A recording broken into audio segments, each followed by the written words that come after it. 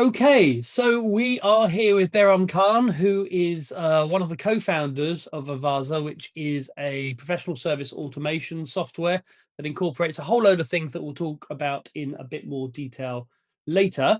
So Behram, thank you for joining me and giving us a bit of insight about PSAs and how they work and what Avaza does. So for people that are new to professional service automation, can you give us a quick overview in terms of what it does? Sure. So, professional services automation, in short, PSA, is a software that enables professionals such as consultants, lawyers, architects, engineers, accountants, etc., to perform core business activities such as project management, resource planning, communication and collaboration, time and expense tracking, sending quotes and invoices, and then reporting on all of that business data to make better decisions. Each software vendor has their own approach and focus on how they incorporate these workflows. But in general, that is what a PSA software should address. Okay, thank you. And in terms of your own involvement, could you give us a bit of background about how you got to the space that you are and why you co-founded Avaza? Of course. So, as you've mentioned, my name is Behram Khan, and I'm the co founder at Avaza. My academic background is in finance, business administration, and then computer science. So, I spent a whole bunch of years in university, as you would be able to Sure. relate to. So, right from an early stage in my career, I enjoyed working on solving problems, in particular, process related problems. I spent quite a few years leading teams of developers and implementing software solutions at large national and multinational organizations. Tim, the other co founder, who comes from a software consultancy background, and I worked together on quite a few projects at Seven Media Group, the largest media organization in Australia. We often found ourselves spending a significant amount of time stitching together project management related processes that were totally disconnected and prone to errors. We were unable to find any product that would address our requirements. That was quite frustrating. So Avaza was born out of our own frustrations as project managers. Sure. We spent a fair bit of time in research, but in 2014, Tim and I started working on Avaza full time. Okay, and so that was 2014. So just Yeah. in terms of, my own interest, what did you did, obviously you didn't build everything that's in it now, you didn't build in the first phase. So did you build a sort of what they would call, I guess, a minimum viable product and then keep adding things to it? Or did you try and build? Absolutely. Okay. Absolutely. So, yeah, so with any startup these days, so yeah, that MVP or the minimum viable product approach is the most sustainable approach that you can have. Obviously, you don't want to build something in a lab that no one is going to ever use. Sure. So, you want to test the market, make sure that you understand the needs of the market. Like we obviously knew our own needs, but we didn't know if those needs were in sync with what the market needed. So we started with a small module, which was to do with question and answers. So people could ask questions and then they could be responded to. So bit like Stack Overflow and other Q&A products that you would see in the market. And from there, we pivoted to make it a task management system. So it would have a list of tasks and, you could manage those and prioritize and assign and do all of those things. And from there, we said, oh, well, you need to be able to collaborate on these tasks. And there needs to be actionable items that come out of that collaboration. So that's how it started off. And then we started adding all the other professional service modules that you would generally see in a good PSA. Yeah. And it took maybe 3 to 4 years to get the core right and get all those make core modules in. And then, obviously icing on the cake is to try and polish it up, try and get a lot of feedback from the customers and make sure that's incorporated and you make further improvements. Yep. So yeah, it was a phased approach, starting with task management at first, and then all the other modules were added later. It's nice that it got born out of frustration with your own project management experiences, and I guess that there's nothing better than setting something up that way with your own frustrations because you're knee deep in the problems that are there. Okay, and now there's obviously a few PSAs out there. Can you tell us a bit about how Avaza is different to other PSAs out there? Or yeah, Sure. So there's a few popular reasons that keep coming up in our discussions with customers. So firstly, they love the look and feel of the product and how easy it is to get started. Now that was really important to us. And then our early stages, those pain points that we had in our research, many of the products that we ruled out were for that particular reason. So you would go and look at a PSA and it looked like that it is extremely overwhelming. You would not understand where to start, and you would have to go through professional services from that PSA to be able to get that PSA implemented. yeah, So the core thing for us was that anyone should be able to pick it up and get started with minimal need for any training. So that was the first reason that keeps coming up. Secondly, the features on offer are a good fit for most business requirements. Unlike many of our competitors, we are focused on offering an all-in-one solution. So businesses don't have to mix and match multiple products. We keep hearing how businesses move to Avaza because of our competitor products didn't offer time tracking or resource planning or invoicing and good reporting. So there was that gap in the market where many of the competitor products do something really well, but only that one piece. yeah, And they wouldn't do any of those other pieces. And many of the businesses would actually outgrow that product. And then they would have to look for another product to actually try and integrate the two products. sure. And then you get into those integration nightmares and you end up with 3 or 4 products. And the first problem initially that you're trying to solve was actually amplified by having all these other products. So that's one of the other points of difference. And lastly, we are obsessed about customer support. We have invested in developing a team of highly trained individuals that are available 24/7 to our customers via live chat, audio, and video calls. These close interactions give us the opportunity to better understand our customer needs and what as a company we need to do next. So you asked earlier as to how it evolved, and that is one of the core things that we did, that we stayed very close to our customers. By having that close interaction, we were able to see where the gaps were and what we should be working on next, rather than anything that we may have dreamt up ourselves. So I believe these are the core reasons why a lot of businesses choose Avaza over our competitors. Okay, so I spoke to a user of Avaza, Serena at 1904 Labs, and she confirmed all of that. So she I guess when I said, why did you choose Avaza over the competition, the first thing she said was its ease of use. And she said she spent a long time trialing dozens of PSAs, and very often found feature overload that might have been suitable for a company like IBM, but for her it was the simplicity and the user interface and user experience that really sold it to her. And as you say, and the customer support as well, which she really praised.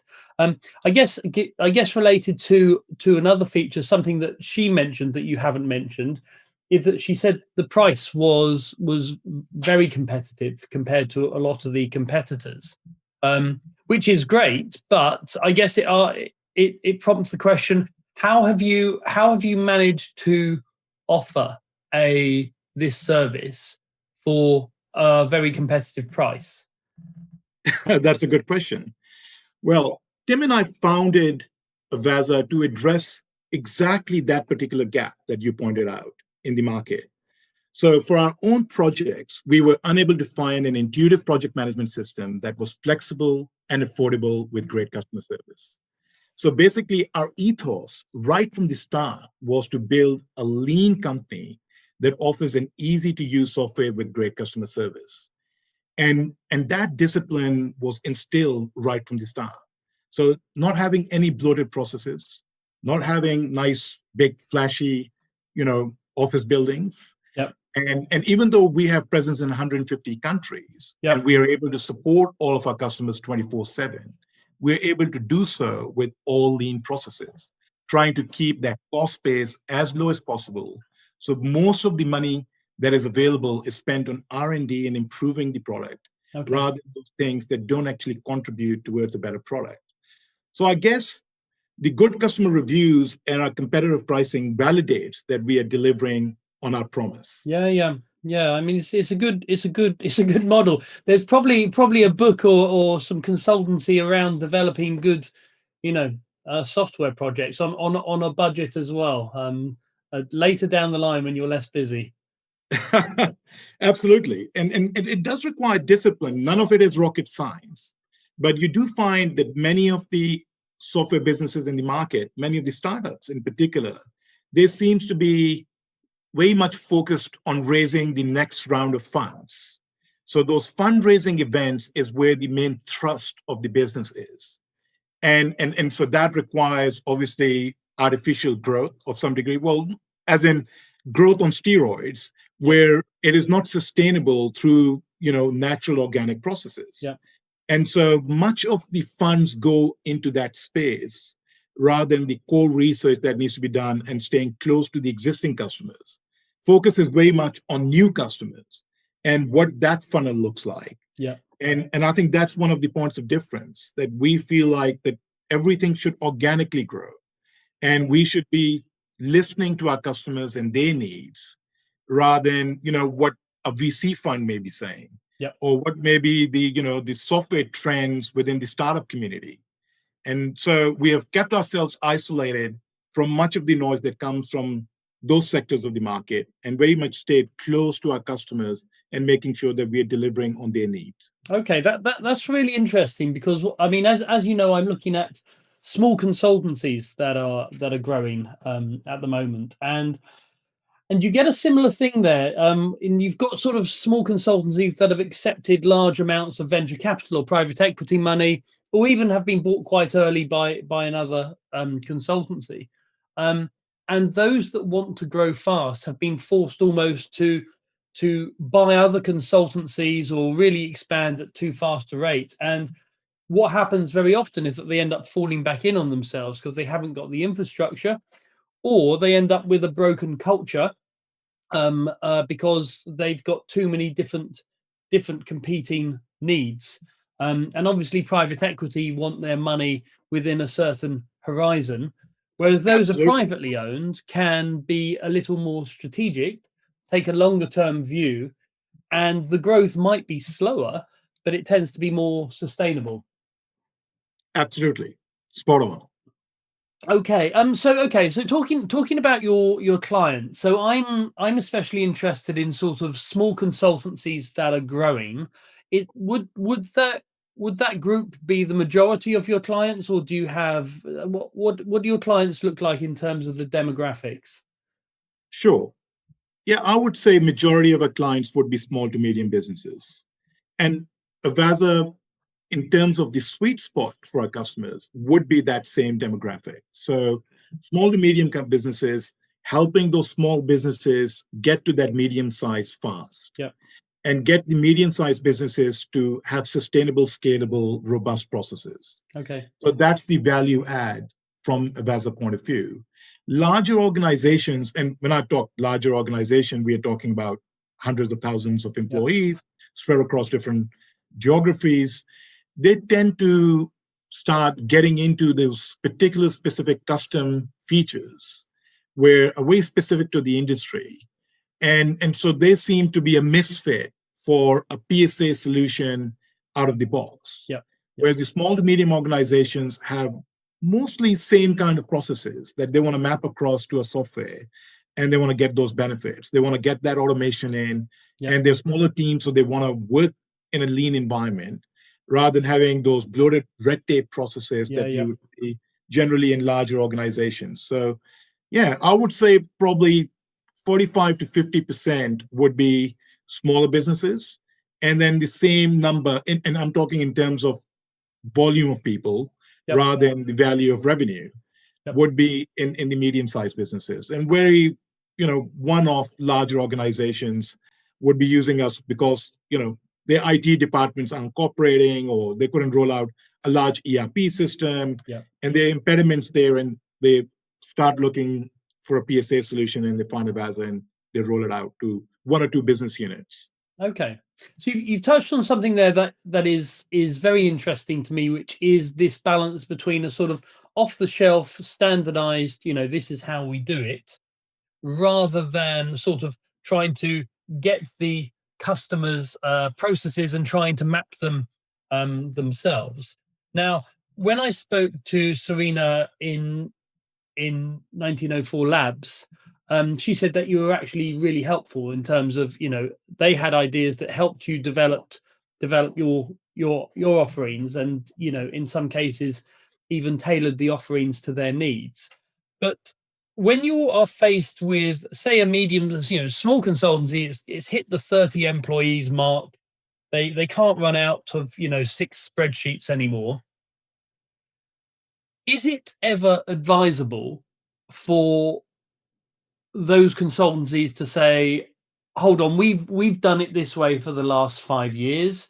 Is this something that you experience, actually? We've done it this way for the last 5 years. We want your systems to map what we've done rather than us to follow, your processes. So how does that conversation go?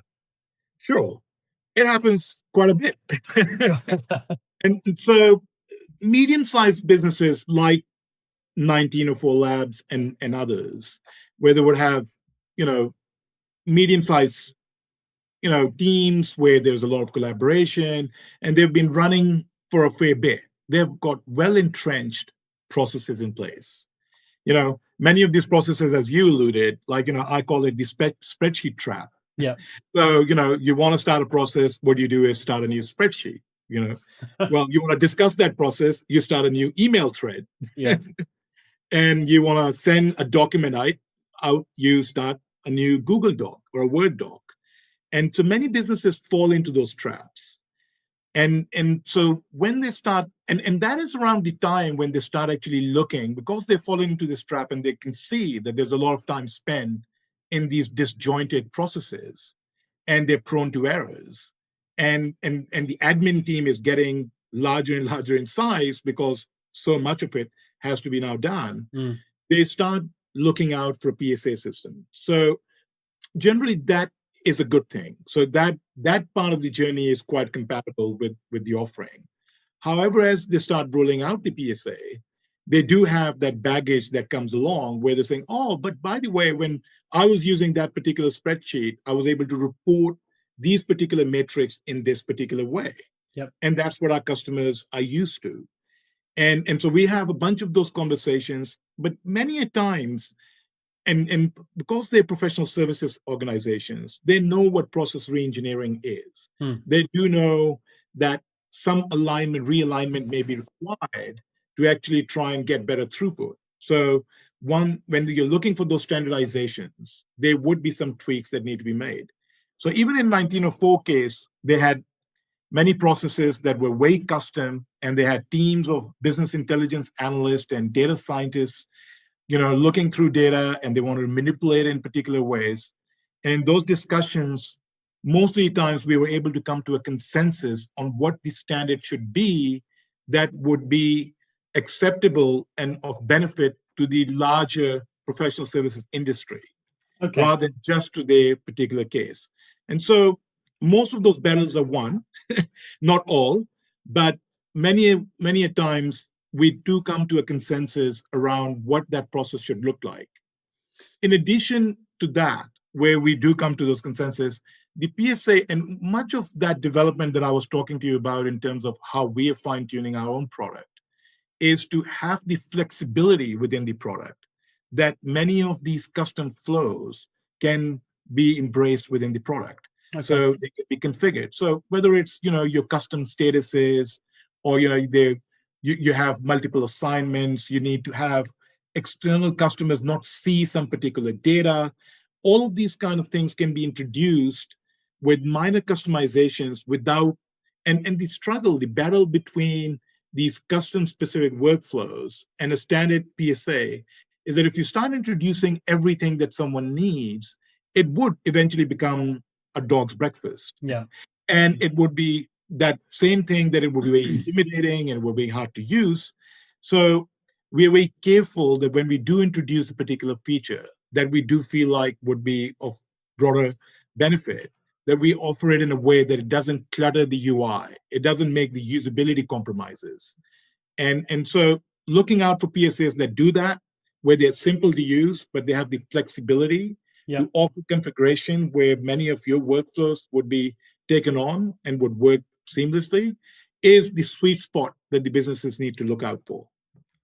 Okay, thank you. And so in terms of when a business should start to think about PSAs, I've, in terms of my own interviews, I've had people who literally from the founders, they started to use the because they started up a couple of companies in the past, or they've been at, very professional firms. They started to use PSAs very early on, whereas others have left it until quite late, when the inadequacies of their own different apps and systems forced them to do it. As they say, as you say, they were paying a fortune for admin to clear up the mistakes.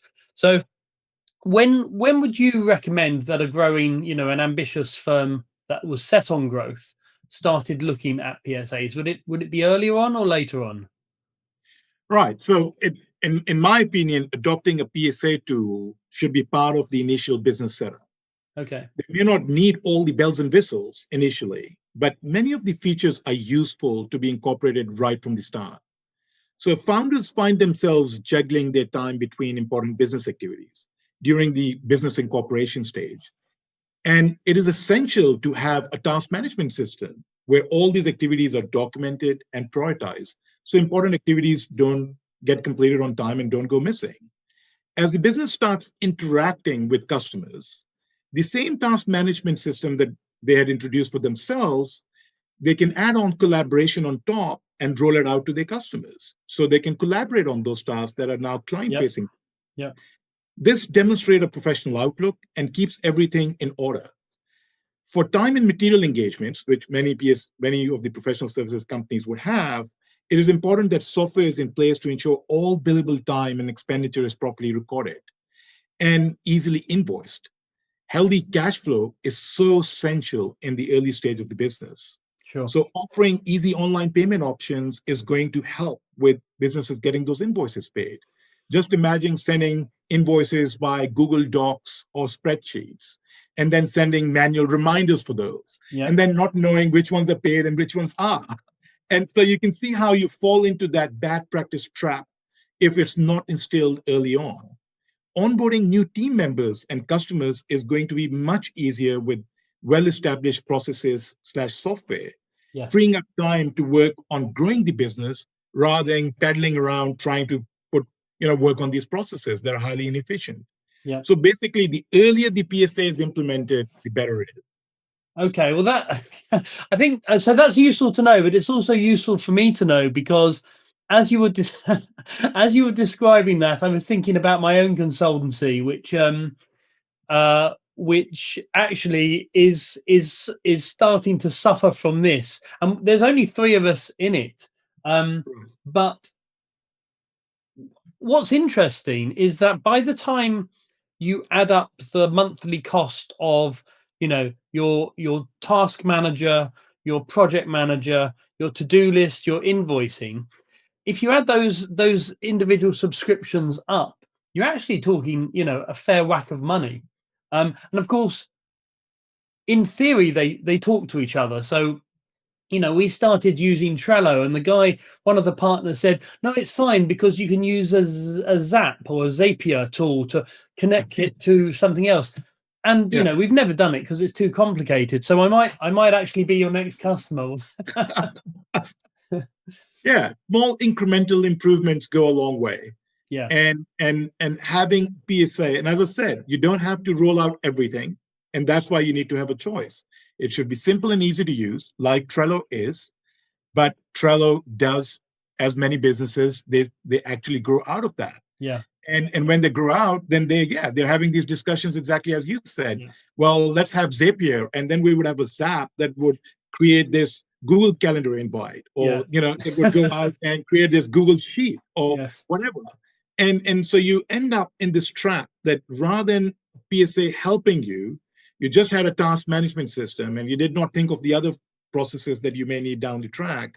And then obviously you're in love with the product that you've already adopted and you don't want to really change that. Yeah. And then band-aid solutions come on top. So that early research, spending a little bit of time, knowing where you want to take your consultancy, what would be your workflow touch points, even though they may not be there yet, but they may be introduced later. Yeah.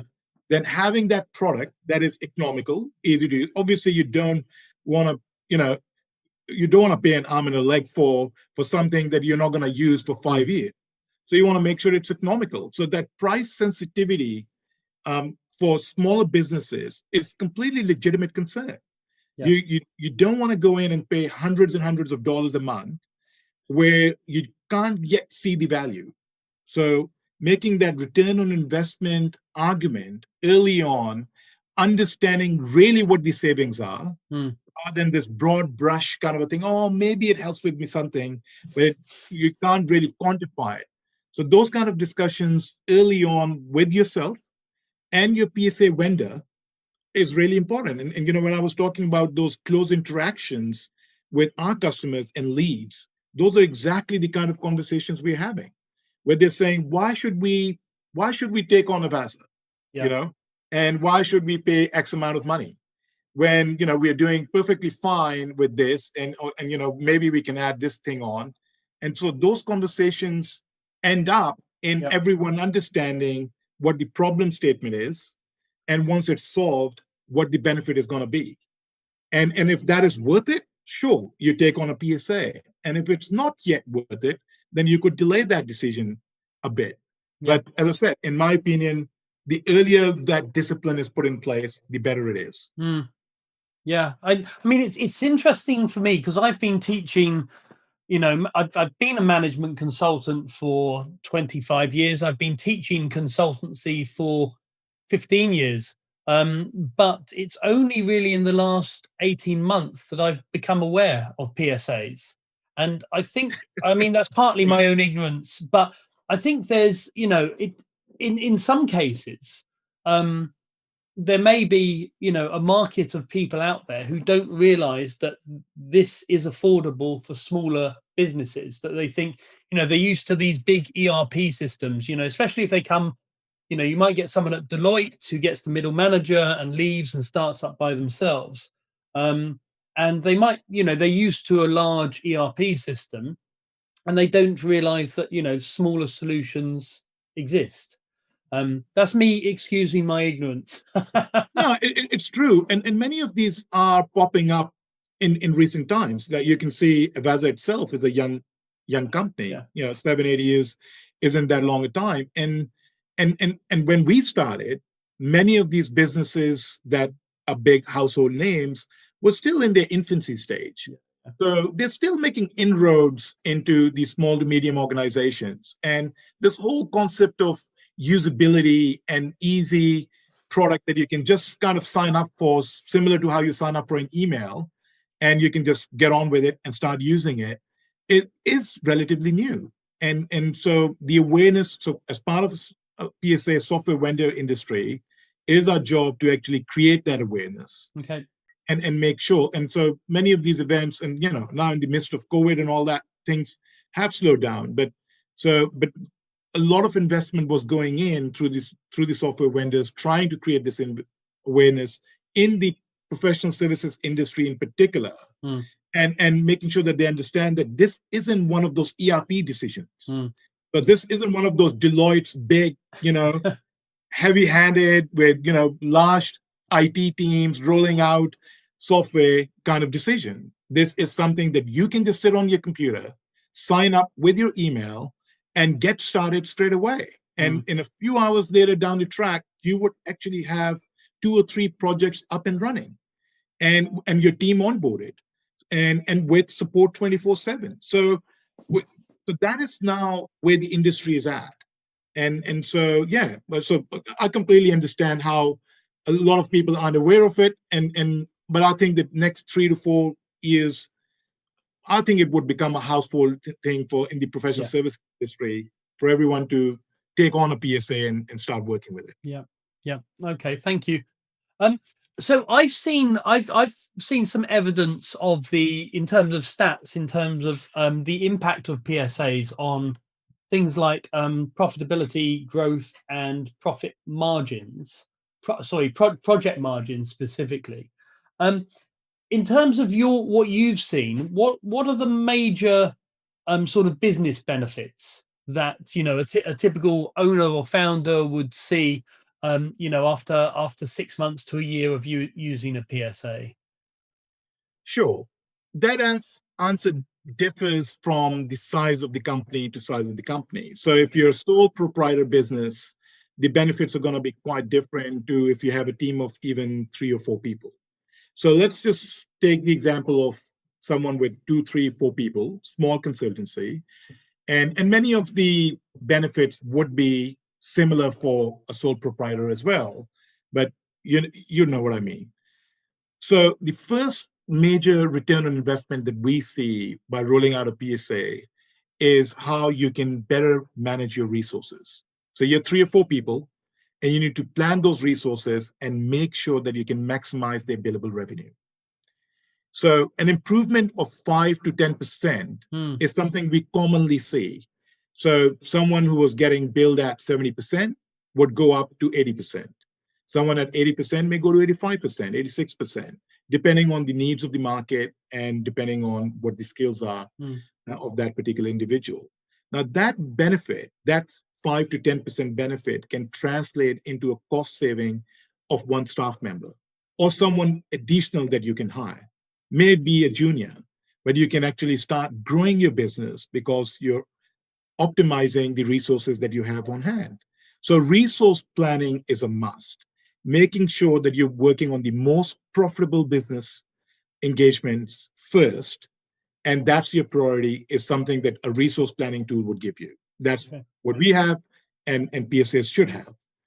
Our customers have cut down significant amount of time in status meetings. Those good old status meetings. Every day you get together, either on a conference call or Zoom call or whatever it may be, and what did you do yesterday? And what are you planning to do today? And even in the agile software development world, they call them the stand-ups. They're quite popular, where everyone gets together. And back in the days, we used to do them quite a bit, and we thought, oh, well, that's the state-of-the-art way of running projects. Now, those status meetings can completely be cut out. And I'm not discounting human interaction. You can increase human interaction with PSA, but you don't have to have unproductive human interaction, right? There's 7 people sitting in the team, and 6 people are completely sitting and listening to one guy, mostly something that may not be relevant to them at all, as to how someone fixed the front door. May not be relevant to someone who needs to go out and build more revenue.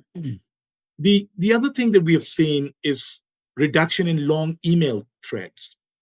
So where a lot of projects start with action items in an email, and then there's 3 or 4 people in the loop, even a customer, and there's a lot of back and forth going on with all different fonts and colors, everyone replying to those threads. And every time that thread comes in, you have to go in and catch up on what had happened in the past. And people don't realize how much time they spend in emails. And they feel like that's the necessary evil. They don't have to. If you had actionable tasks with collaboration on those tasks, where all the commenting by your customers, by your team members, was done on that action item, there's nothing more beautiful than collaboration around context. Collaboration that is broad brush and everything mixed and matched is a recipe for disaster, and a lot of confusion is created, and bad quality projects are delivered through that. So that's another significant benefit for having an online system with good collaboration around those tasks. Okay. Project reporting is another big one.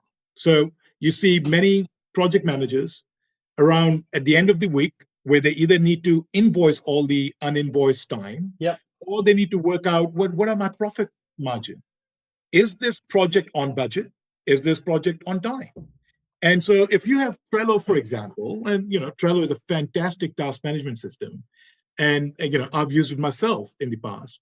However, if you had something like a Trello, it isn't going to tell you how much time and material you've spent on that project. All it's going to tell you are the tasks that they are on hand. It's not going to tell you what your project budget is and how much actual cost has been spent. It's not going to tell you how much you have billed and how much is left to be billed. Now, many of these processes are then done on spreadsheets and Word documents and whatnot. So the project finance department, whoever is doing it, even if it's a one-person team, would be spending time on project finances, understanding profitability, understanding all the admin pieces and what needs to go out to the customer, and many a times even missing on billable revenue because they didn't track that call that they had with the customer. Yeah. Or they didn't track that meeting that they had. And if they had a PSA on hand, it was on their mobile, just one press of a button, and they could have easily tracked that against that project. So that's another big benefit. So cost savings is a big part of it. So having your billable revenue go up, your costs go down, improved team and customer collaboration also delivers high quality product. So we all know that pyramid of projects with quality, time, and budget. But if you do want to have higher quality projects, you need to make sure that you set the right expectations for your customer. And if your customer had visibility on the work that you're doing, and this visibility can be managed. So something like an Avaza would allow you to share particular tasks only with the customer. And the rest of the project would be hidden from the customer because they're internal, back-end work. So having that level of transparency with the customer and having that close collaboration not only improves the quality of the deliverable, but it sets the right expectation. The customer is in the loop all the time. It's not like at the end of the week or at the end of the month that status update goes and it's shock and awe. And they just didn't know that, it's not going to happen for another week or 2 weeks or whatever it might be. Integrated invoicing and online payments really help with cash flow. Now, many businesses discount that. They feel cash flow isn't that important early on. But come those bills, whether it be utility bills, whether it's your software subscriptions, whatever else that you have to pay for, your staff, your payroll. And if that money hasn't come in the door, that cash flow is not being managed properly. And there is no excuse. Many a times what happens is you send an invoice out and the invoice doesn't have the right level of detail. Yes. The customer comes back and says, by the way, I don't understand this invoice. Yeah. I wanted to see each line item of deliverable that you guys have done. Now, knowing what your client expected on an invoice, making sure it can be done with the minimal amount of effort, and then having opportunity for a client to pay that invoice with a couple of clicks is going to improve your cash flow. Trust me. But I have had many a times this discussion with professional services businesses where they say, oh, we are happy with sending it on our spreadsheet and we have got this custom template and we do this funky thing with it. And those conversations end up them realizing that, look, if you don't do that, how are you going to get your consolidated reporting? If I want to know what your aged receivables are for your entire business, how much of revenue is outstanding yet to be paid by your customer, you can't get that out of a spreadsheet. All these invoices are in separate sheets. How are you going to consolidate them all? And how are you going to get to those numbers? And every time something gets paid, you have to go in and update it all. So the list is long. And on our website, there's lots of this documented in terms of benefits. But I would say that it's a no-brainer in terms of small to medium businesses taking on a PSA, choose only the bits and pieces that they need.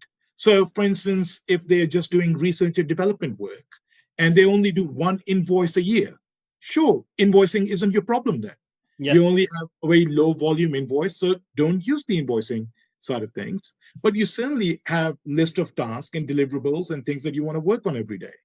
If you don't have time in material engagements, but you still want to track your own cost, where do I spend the time? You want to estimate your tasks and make sure you track your actuals against those so you know whether you're true to your estimates. Age-old, like I call my developer, and by the way, everyone is so optimistic about estimates. You ask them, how long is it going to take to do something? And they'll say, oh yeah, it would take maybe 6 hours. And when those actuals come in and the reality sets in, because there's rigor, there's a process. And you can see, look, it actually took 12 hours. Yeah. You were wrong by 100%. And that's when the reality, and those kind of meetings are really good and productive, where you go in and say, look, be more realistic with your estimates. Understand where you're spending your time. And that's what I really mean. Like, if you don't want to spend, if you don't have material costs, if you don't have expenses, if you don't charge your customers for all your materials or transport costs or whatever it might be, then sure, you don't have to use expenses. But if you do, then, and you have a team of people who are actually spending money, and that money has to be on bill to your customers, then having an expense module integrated with your project management, so you know the cost of those expenses is built into your project budget, and you can track the profitability based on that cost, is really useful. Yeah. Now, if you were to go in and get a standalone expense management system, it isn't going to speak to your project management system, and you wouldn't know what your profitability is. Yeah. So shooting in the dark is where they find themselves many a times. And that's why, and there are many solutions out there. Finding the right solution for your needs is priority number one, in my opinion, right at the get-go when you're setting up your business. I I didn't realize this interview was going to be so useful to me personally, because I have my to-do list in front of me, and in red writing I've got, I don't know if you can see it, in red writing I've got chase invoices written here. I've got 5 invoices I need to chase. But also, you know, I'm teaching a course at the moment to independent consultants, and one of the things we're advising is to track your time. And all of them have been doing this for 2 weeks, and they come back and go, wow, I didn't realize that, you know, I've been billing the client for this, but actually I've been doing this. Now, their question is, well, how do we get visibility of this to the client? But obviously, you know, if you've got those types of systems built in, then the client can have visibility to it. So absolutely. Like with Avaza, we even allow timesheet approvals to be done by customers. okay. So many workflows require, and so this happens more where your consultants are on site. Yeah. Quite a bit. Yeah. Where they're doing on-site work and they're working under the supervision of a customer. And they have billable work. So much of that time is tracked right on site. And then the approvals are sent to the customer contact. And once they approve it, billing becomes so much easier. Yeah. Because it's all approved, the customer has already seen it, and they know exactly what the billable rates are. The rate cards are predetermined, and they can see that on the invoice that, oh yeah, I had approved it all. That's all there. And all they have to do is send it to the finance department. If it's a large client, or if it's a smaller business, they can pay it themselves through their credit card. And so, yeah, injecting these workflows, whether they're internal backend or whether they're client-facing workflows, all of those can be configured within a PSA like Avaza. Yes. And so, yeah, giving thought to those processes and saying, and see, well, this is one of those things. You need to work out whether it's hurting you. Like, not having that visibility for a customer to see where you're spending time, does it hurt you? And if the answer to that is yes, then you say, okay, well, how am I going to address that? You know, how am I going to improve that visibility? And so what level of detail do I need to track my timesheets on, right? So the client may say, oh yeah, I can say that you worked on that task, but what did you particularly do on that particular task? So if you need that, then document that in notes. You would know exactly what the client requires, and you would fine-tune that, configure your PSA process accordingly, and it would just be a well-oiled machine, and your client would be happy. You would know exactly what you're doing, and it would translate into a much healthier bottom line. It's interesting because when so I coach and act as an advisor to a few small consultancies, and one of the things they say when I'm talking about billing is that they purposefully work beyond what they say they're going to work, so that they can be competitive, so that they can offer the client competitive. And I always say, well, first of all, you need to know how much you're discounting. So, if for every hour you're billing the client, you're actually doing 2 hours, you need to know that. But number two, you need to present the full bill and then discount it so the client can see what discount they're getting. It's not something you want to do in secret in the background, because the only people that suffer there are the employees. If you can present the bill and then negotiate a discount, then the client knows what value they're getting. Otherwise, it's hidden. Absolutely. And the PSA should allow you to do that.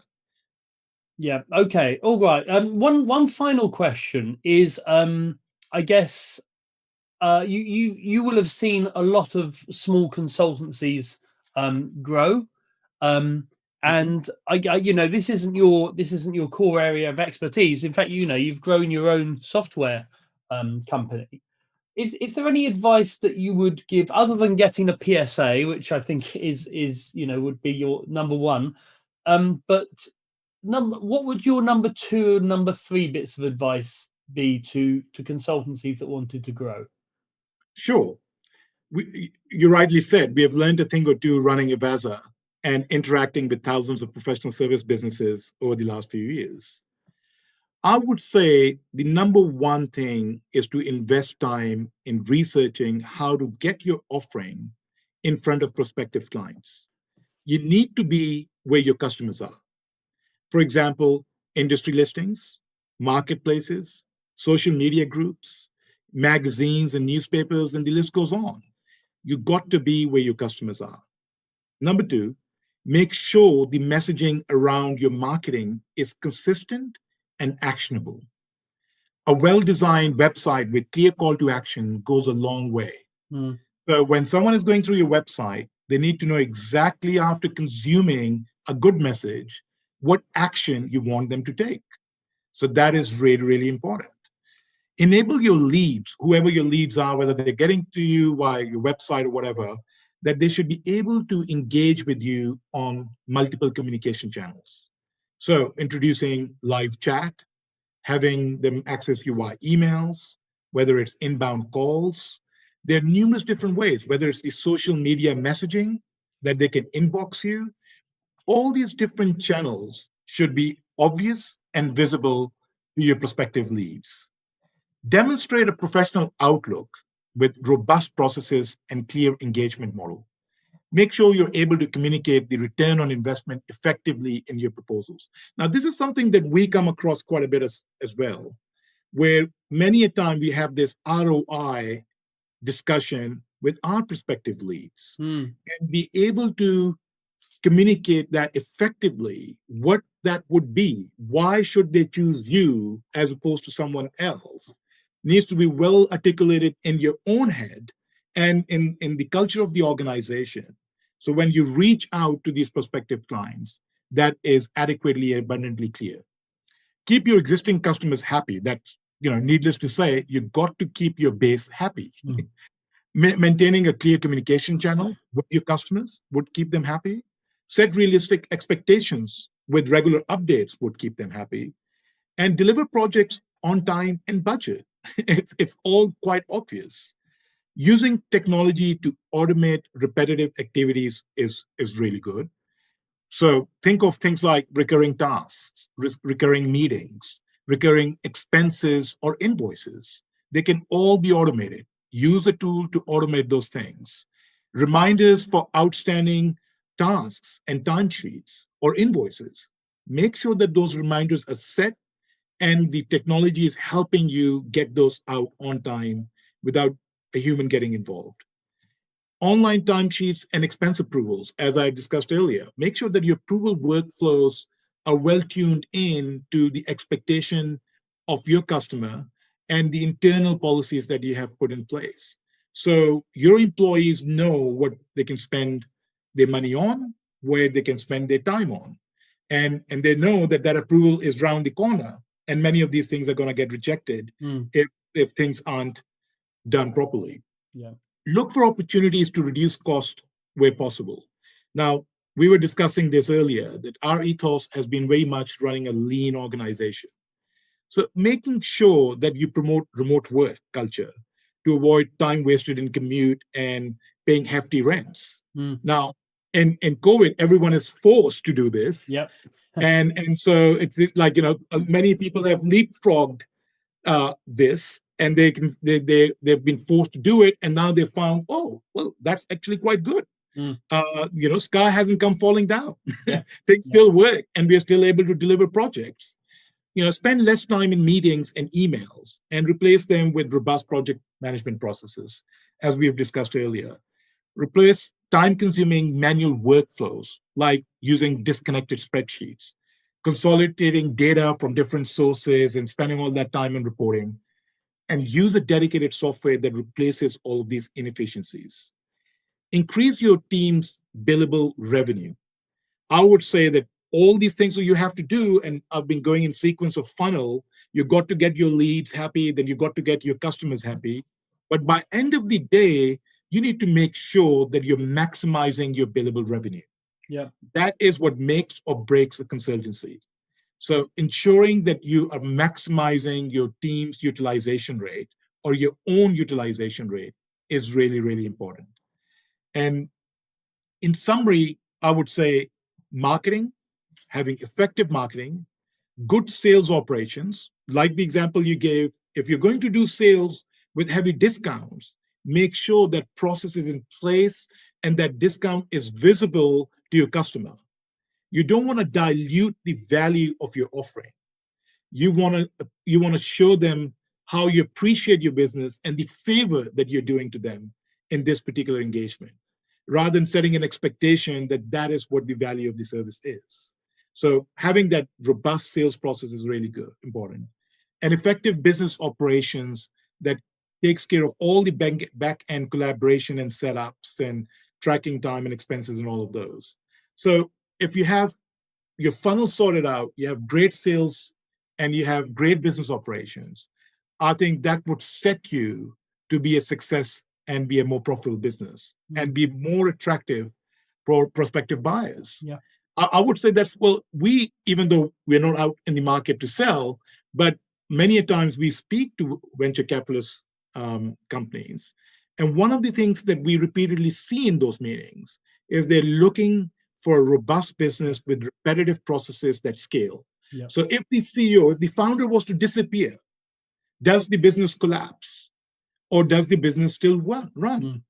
So just imagine putting yourself in that place and say, okay, well, if I was to go on a 1-month holiday, to the Swiss Alps, is the business still going to continue to operate as it does with me there? And if the answer is no, there are things that you need to work on. Yeah. And those processes have to be put in place, that everything works as a well-oiled machine without that person present.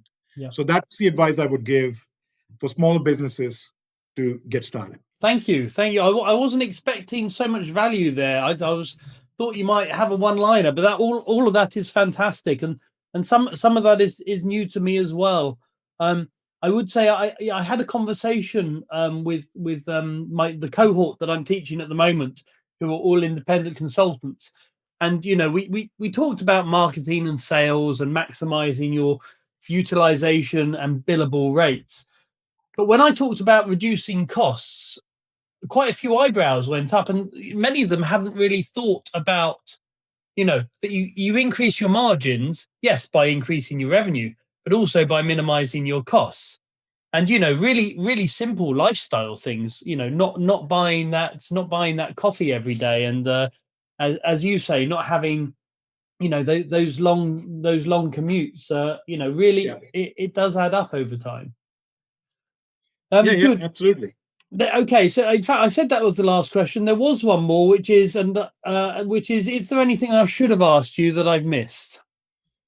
I think we have covered it well. Why GSA should be Covered a part lot. of the core business strategy for growth. The only thing I would say to consultancy business owners is to find their point of difference from other businesses offering the same services. Yeah. Whatever it may be, like experience in particular field, presence in certain geographies, pricing, you were talking about discounts, whatever that point of difference is, they should know that and use that to their advantage. Make sure every system and process that is implemented boosts that advantage, so they can find and stay ahead of the pack.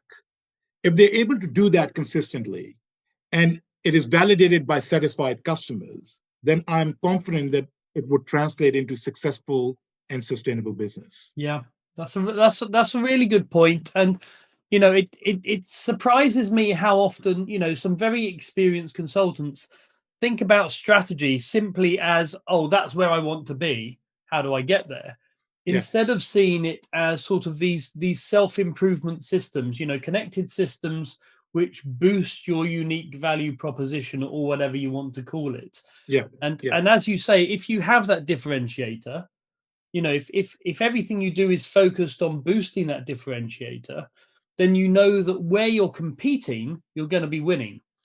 You might not want to, might not be selling to the other 90% of the market, but you're not going to win that 90% of the market because you can't win everyone. But you want to know that where you are competing, you're winning. That's really good advice. Thank you. Yeah, okay, no Behram, that's really kind of you. Thank you so much for your time. And we will speak soon. My pleasure.